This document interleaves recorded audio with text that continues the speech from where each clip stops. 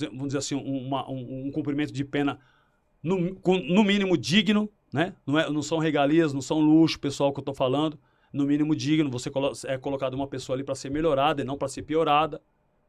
Mas a realidade é essa. E depois eu tive a experiência no presídio de Tremembé, onde eu fiquei mais ou menos 6 meses e fui transferido depois para o CDP de Pinheiros, a chamada ala da Lava Jato ali, porque naquela época crimes políticos, Operação Lava Jato, tudo era uma grande demanda de pessoas com nível superior, com parentes ou profissões de estatais, né, de autoridades, então eram levados para essa ala, o Raio 3 de Pinheiros 3, que agora nem sei onde foi parar mais esse tipo de ala, né, separada.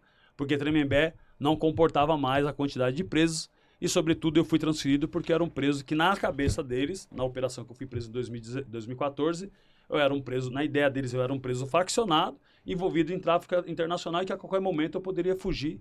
Então, aquela cadeia não comportava uma pessoa no perfil que eu estava. Pô, aqui, te cortando um pouquinho, só um comentário, curiosidade. Eu achei que um policial, que uma vez policial, ele jamais seria preso em um ambiente comum, assim, né, num presídio comum. Eu achei que ele, se ele fosse pegar prisão perpétua, seria dentro do sistema militar, né? Isso, essa é a realidade. Eu não tinha essa ideia aqui. E eu só consegui para Tremembé na época, quando eu fui preso em 2014, graças ao trabalho do meu advogado, muito bem feito, e as prerrogativas que eu tinha já formação acadêmica. Então, formação acadêmica te dá esse direito de você ir para uma cadeia de regime especial, e também agregando a minha ex-profissão, que era policial. No primeiro momento, na primeira prisão minha, na segunda, né, quando eu fico procurado e sou recapturado em 2001, eu vou para o sistema comum, isso foi ignorado. Mas foi ignorado propositalmente, porque o desejo e a intenção é que eu não sobrevivesse. E aí o pior, eu sobrevivo vamos dizer que felizmente porque eu estou vivo, mas infelizmente para o sistema, eu me torno um cara mais conhecido e com muito mais habilidades que eu desenvolvi dentro da prisão. Entendi. Ângelo, o que você mudaria dentro do sistema prisional aí para ressocialização, assim, o que você acha que é um fator principal, assim, que você acha que assim, se for para esse caminho a gente consegue mudar uma parte dessa galera? Olha, para quem já está preso, evidentemente que a aplicação do que reza, né, um princípio de punição para ser melhorado, o que reza esse princípio?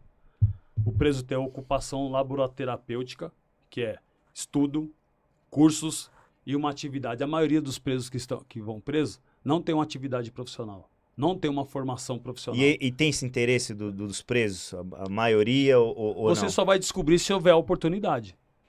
Por exemplo, nas prisões que eu passei na maioria das vezes, vamos colocar 800 presos na média, 600 presos. Sabe quantas vagas de estudo tinha? No máximo 20. Sabe quantas vagas de trabalho tinha? No máximo, vamos dizer que 30 vagas de trabalho. E como funcionavam essas 30 vagas de trabalho? O pessoal sai de manhã, tomou o café e já ficava ali próximo da gaiola para atravessar o pavilhão, porque a atividade profissional era lá no intramuros, mas fora dessa parte de onde ficam os presos. Hoje o guarda que cuida do setor não veio. Vai ter blitz na cadeia. Vai vir visita de autoridade. Vai vir a visita de fiscalização. Então, não trabalha. O preso gerou um problema. Teve confusão. Denúncia de fuga. Então, vai sempre prejudicando isso. Ou quando não tem um guarda, ou quando não tem... E para a escola o mesmo efeito. Então, você tem 400 presos que tem que ser melhorado. É uma pequena amostra para dizer assim, aqui nós temos trabalho e tem ensino. Talvez nem 10% não tem ali. nem 5%. E de forma precária. Então, isso não ajuda no processo de socialização. Isso não você tem pessoas confinadas, e não pessoas colocadas para serem melhoradas, ressocializadas, para que voltem para a sociedade com a expectativa que a sociedade tem. A sociedade tem uma ideia, uma expectativa de que o cara foi preso e ele vai voltar melhorado. Mas quando ele volta revidando tudo aquilo que é resultado do abandono, do descaso, e na cabeça do cara, o cara não está preparado para resistir àquilo, e ele se consorcia com outros presos, a tendência é que ele volte pior. Ô, Isso é Ângelo, muito claro. Mas você acha que todos os presos Mas não deve ter mas não cortando, esse Rogério, direito? ele pediu assim uma ideia, né? Eu contei Tá. o problema. Uma ideia do que eu acho que poderia ser melhorado. Realmente uma educação efetiva, ampliar o leque de possibilidades. Mas tem que investir no jovem que está aqui fora, que não comete crime, que tem que estudar, tudo bem. Também, né? Também existe uma cota dos impostos destinadas para ele. E também existe uma cota de impostos destinada para esse trabalho. Não confunde uma coisa com outra. Assim como tem a cota dos impostos destinada à saúde, à segurança pública, à educação, à pavimentação, saneamento básico, tem uma cota para cada coisa, só que ela não é aplicada. Para onde vai essa verba? Ressocializar não significa construir muros. Ressocializar uma ideia seria derrubar muros. Derrubar esse muro que existia entre eu e você. Um comunicador com um ex-sentenciado. Eu me comunico com policiais. Essa barreira, esse muro foi destruído. Essa barreira do preconceito entre eu e a sociedade, quem derrubou? Eu. Você. O meu trabalho, as minhas ideias, o meu desejo, os meus traumas, tudo isso contribuíram porque eu consegui sintetizar isso em mim. E se você pega alguém que trabalha a cabeça daquele ser humano para ele entender e sintetizar aquilo da mesma forma como eu fiz sozinho e sintetizei isso em mim. Isso sim é cuidar da pessoa que errou e foi colocado lá. Não, a sociedade entenda, ele não foi colocado lá para ser abandonado. O resultado do abandono está aí, diversas facções. As facções não surgiram à toa. Elas surgiram como efeito de alguma coisa. Qual é o efeito dessa alguma coisa? Tratar o preso como bicho, tratar o preso como ignorante, aplaudir quando um matava o outro, colocar um estuprador para ser morto lá dentro, para alguém assinar, aumentar a violência e o cara entender, ter uma ideia, ter uma ideia sempre na mente dele que ele não tem mais perspectiva de vida. Mas se você colocar na cabeça daquele cara que ele vai ter perspectiva de vida, que ele foi colocado para ser melhor, que para ele existe um olhar punitivo, mas existe um olhar também de preocupação e, quiçá, até de ternura para a transformação do ser humano, como é que você transforma o seu filho? Com rigidez de um pai, com amor e ternura que lhe convém como ser humano, até pela empatia, e investimento para que ele se torne um cidadão melhor. Então, esses caras que estão presos são filhos da mesma pátria que nós agora. Bacana. Só que para eles vai pesar um pouco mais de rigor pelos seus erros. Sim. Mas não deve prevalecer sobre eles o abandono. Mas, o abandono já gerou tudo isso. Mas, Ângelo, eu concordo com você em muitos pontos. Mas me diz uma coisa. Vamos pegar um exemplo. O cara saiu para trabalhar de manhã cedo para sustentar a família dele e veio um cara para roubar o celular. Ele entregou e, mesmo assim, ele deu um tiro na cabeça desse trabalhador que estava saindo para lutar para sustentar a família dele. Você acha que, nesse caso, essa pessoa também deve ter esses direitos? Como está legislado a lei do nosso país? Tem que ser aplicada o que foi legislado. Não adianta eu aplicar o ódio frente a um código penal. A sua indignação, a minha indignação, a indignação dele, se a gente aplicar ela ignorando o Código Penal, nós estamos cometendo um crime tão brutal quanto o dele. Não, tudo bem. Eu entendo... Você está se baseando no Código Penal. Não, porque nós vivemos sobre uma sociedade que tem conjunto de regras, irmão. Nós não estamos vivendo num sistema de justiceiros. Nós estamos vivendo um sistema de justiça. Dolorido pra caramba até eu falar isso. Eu entendo o que você está falando. O cara cometeu um crime, tirou a vida de um jovem a troco de um celular. Terrível isso. Terrível isso. Mas vamos fazer um paralelo, vamos deixar de ser raso. Vamos fazer um paralelo. Uma canetada. Quantas empresas ele vai falir, quantas favelas ele vai construir e quantos jovens ele potencializou para ir para o mundo do crime, para esse caminho aí, que resulta na morte. Você está certíssimo. Talvez seja até pior. Talvez seja um político que desvia uma verba da saúde. Não estou...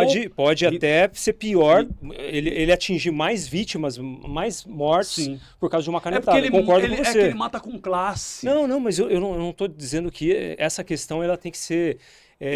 ignorada, né? Eu te dei um exemplo, que é um exemplo que choca um pouco mais, né? Que traz, tipo, pra gente... Eu gosto desse debate. Um exemplo. Boa, Aqui é um debate. Eu gosto. Que traz pra gente um sentimento, assim, um pouco mais aflorado, né? Mas o que você falou, por exemplo, o cara que na época da pandemia desviou o dinheiro dos respiradores lá e... Porra, esse cara, ele cometeu um crime muito... Se a gente for julgar pela vida, muito pior do que se a gente fizer uma comparação, ele não haveria de ser um delinquente nunca na vida, hein? Concordo. E ele tinha plena Não consciência. precisava. Ele tinha plena consciência Não, de saber muito mais grave um crime muito- desse. Muito mais grave. Plena consciência. Sim. Muito mais grave. Tem cara que desvia merenda da criança da creche pública, né? Porra. E que forma esses caras cumprem pena, mesmo descoberto? Não, eu não estou dizendo que cumpre certo ou cumpre errado. A indagação, no primeiro momento, para trazer esse debate E bacana... é por isso que existe essa superlotação e o sacateamento do sistema. O sistema ele é repleto de gente feia, pobre e favelado. E, sobretudo, a maioria preto.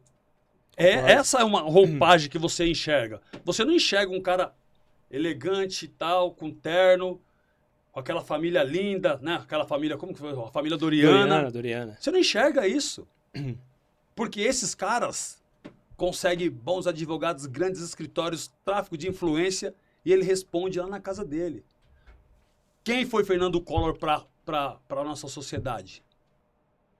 Ele foi benéfico ou ele foi mais prejudicial para a nossa sociedade como um todo? Pra minha família foi ruim pra caramba, que E eu- prendeu o dinheiro do meu pai que a gente ia comprar uma Quantos casa. milhões ele levou? Nossa, Que carro ele andava?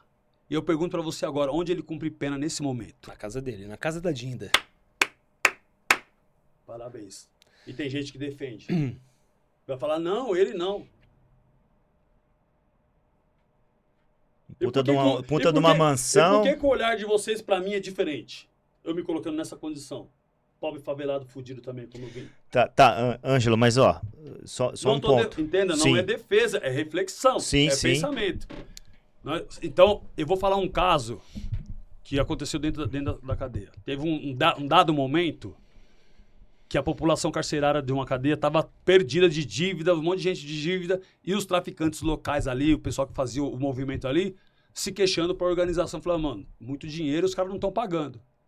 A organização se reuniu para cobrar e colocar um prazo, especificar e falar, aí, rapaziada, vamos pagar as dívidas aí. Brecou a venda na cadeia, ninguém vende mais nada, até que todo mundo coloque suas dívidas em dia. Só que na hora que foi interferir com a população carcerária como um todo, falou, peraí, mano, 30% pelo menos desses devedores são os legisladores, são os governantes. 30% são os governantes. Fazendo uma metáfora com a prisão como se fosse o Brasil. Então, os legisladores, o executivo, o legislativo, o judiciário daquele lugar, 30% deles deviam. O que os caras fizeram? Para aí, não tem como, a gente não é exemplo para ninguém. Vamos corrigir as coisas aqui dentro de casa para depois cobrar. Foi estabelecido para eles um prazo para cumprir as dívidas, honrar as dívidas, e aqueles que não honrassem as dívidas não faria mais parte da organização e sofreria sua sanção conforme o seu estatuto, para depois cobrar a sociedade. Olha que genial isso. Imagine se lá, nessa estrutura de governo que nós tivéssemos, eles tivessem essa vergonha, essa rigidez em tratar dessa maneira. Vamos resolver primeiro aqui, para depois a gente cobrar a sociedade como um todo. Ô, Ângelo, você tem que ser exemplo. Sim, você falou até em off aqui antes da gente iniciar, você não é petista, mas Eu você não sou gosta do petista, Lula, mas eu tenho um grande apreço por ele. apreço pelo Sim. Lula, certo? Aí antes que fique o corte solto, Sim, sim, sim. porque em 2001, como eu disse para vocês, em 2001, eu estava na penitenciária do Estado, terceiro andar ali, eu via Santana inteiro praticamente, daquele lado que eu estava, eu vejo o Lula recebendo um diploma de presidente da República e ele faz uma declaração que, inclusive, aquela declaração me motiva a estudar. Por Sim. isso eu fiz faculdade, mesmo preso. E ele fala que o primeiro diploma da vida dele era de presidente do país dele. Que muita gente vai ter apreço como eu tenho, mas muita gente vai cornetar, normal, porque não dá para se agradar a gregos e troianos. E naquele mesmo dia, naquele mesmo período, fica muito fixo na minha cabeça esse episódio, porque morre uma das lendas que eu admirava pra caramba, um cara inteligente para versar a forma como ele estava crescendo, né, no mundo da cultura, Sabotagem. Então fica na minha mente. A gente perde um cara nessa estrada, que veio mais ou menos da mesma origem do Lula, um morre em razão dessa vida, né? Da inveja, enfim, todas essas coisas que cercam esse universo até da época do hip hop, do rap, favela, quebrada, tráfico. E nós temos o Lula que veio lá de onde ele veio, acho que Garanhuns, se eu não me engano, né?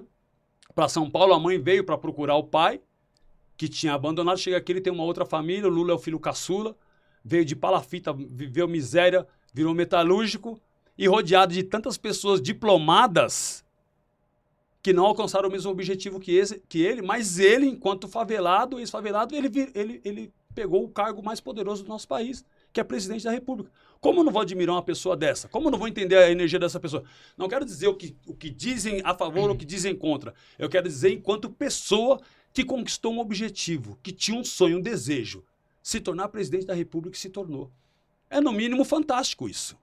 Tá, mas não é deixa- por No deixa- meu deixa eu pensamento. continuar. Peraí, Não que é a pergunta minha, idolatria, não é segura aí. idolatria e nem Sim. nada. Tá, mas É você admirar o propósito de uma pessoa, Mas- onde ele chegou. Você consegue continuar admirando esse cara Sim. que foi envolvido em um monte de esquema de corrupção, todo mundo sabe que foi condenado e tal, e depois cancelou lá, enfim, ele sabe, os próprios petistas sabem que ele esteve envolvido, teve dinheiro devolvido e tal.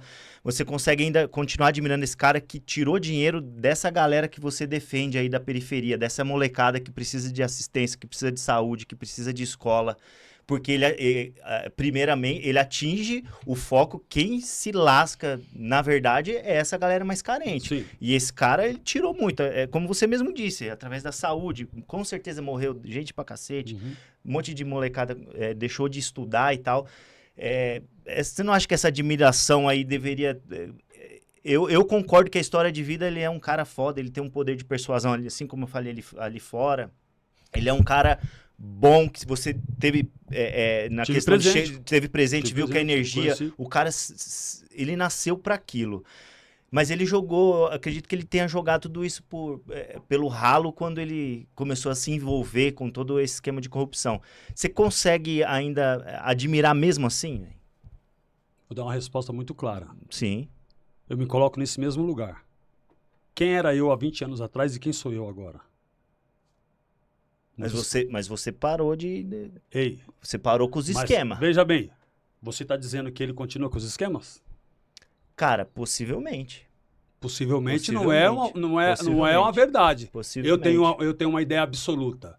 Qualquer um que herdar hoje um cargo de governo, que vamos dizer assim, que já vamos dizer assim, é totalmente descrente, qualquer cargo, vereador, prefeito, governador, senador, deputado, presidente, todos esses cargos estão descrentes. Estão descrentes por quê? Por sua própria razão, pela história. E onde a gente peca? Em generalizar. Você pode pegar um cara bom que se candidatou agora, a partir do momento que ele é deputado, muita gente vai falar assim, é corrupto. Mas ele não faz parte de uma generalização, Isso, ele faz parte já do Entenda, fato. ele faz parte de um fato. Sim, Ele é presidente. sim. O que aconteceu quando ele era presidente? O que aconteceu quando a Dilma era presidente? O que aconteceu com o Bolsonaro depois que ele saiu?